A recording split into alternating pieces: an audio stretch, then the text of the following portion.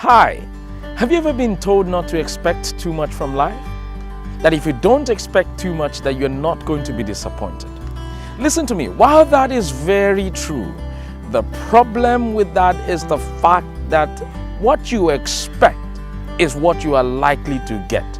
And that means if your expectation of life is very little, what you will get out of life is going to be very little. Our expectation is directly proportional to the energy we put into anything.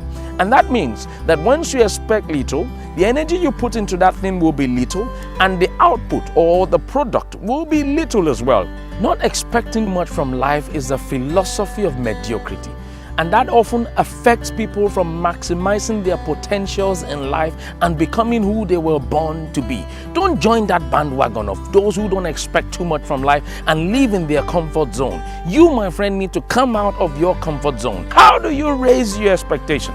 I found out that one thing that limits the expectation of every human being is their exposure. Whatever it is you are exposed to would affect your expectation. I was listening to the story of Lisa Nichols, the founder of Motivating the Masses, and she was talking about when life used to be very tight and challenging for her as a single mother with a child whose father is in the prison. But she wanted to break through. And she said she looked around her, and all the people around her were people going through the same situation as she was. People passing through the same struggle, people going through the same sort of things. And you and I may be saying, oh, isn't that awesome because you get some encouragement around? No. The problem with that is she's only exposed to all of that, and that limits her expectation for life. And she needed to change. And she said she changed her environment. She changed what she was exposed to. What did you do, Lisa? What did you do to change your life? First, I realized I couldn't grow with people who were struggling like me. That whole I don't want to leave nobody behind. No, I don't want to stay with y'all. Right. You don't even want to be here. Yeah. Like, I don't want to be the queen of this block. Yeah. And I became okay with the fact that it doesn't make me any less committed to my community, committed to my culture, committed to my family. The best thing I can do for you is not stay here with you. That's right. When I've got that, I went to places I'd never seen before.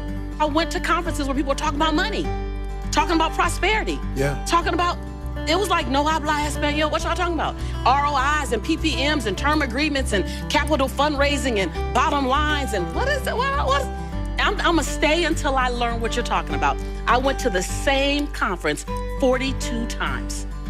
And there I raised $532,000 in capital for my company to start my dream. And my dream was to transform teen lives. I want to teach teens how to fall madly in love with themselves and how to make integrity-based decisions. And I got it funded, and I started working. And that was the beginning of me rescuing myself. I realized that I am my rescue.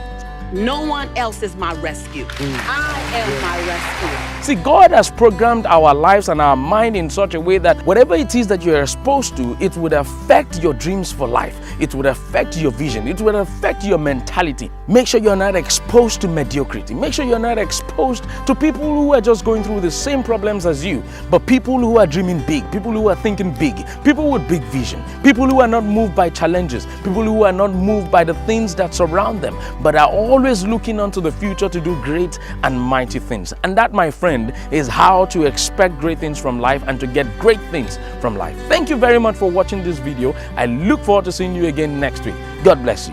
Bye.